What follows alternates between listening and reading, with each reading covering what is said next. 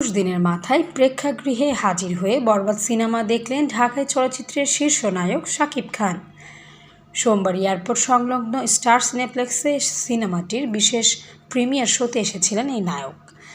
Premiere show শেষে শাকিব বলেন, এত মানুষের ভালোবাসায় আমি মুগ্ধ। দর্শক সিনেমাটার জন্য এত ভালোবাসা দিচ্ছে যে সত্যি অতুলনীয়। নতুন ছবি শুটিংয়ের কারণে সময় করতে পারিনি, আজ অবশেষে আসতে পারলাম। ঢাকা সিনেমার মেগাস্টার বলেন, আপনারা হয়তো ভাবছেন বরবাদ লাস্ট সিনেমা যেটা 100 কোটিতে গিয়ে পৌঁছাবে, তবে আমি মনে করি এটা শেষ নয়, বরং শুরু। গত বছর তুফান দেখেছি, ভালো বিজনেস করেছে। এবছর বরবাদ এলো, তার চেয়েও ভালো বিজনেস করলো। আগামীতে যে সিনেমাগুলো আসবে ইনশাল্লাহ সেগুলো আরও ভালো করবে।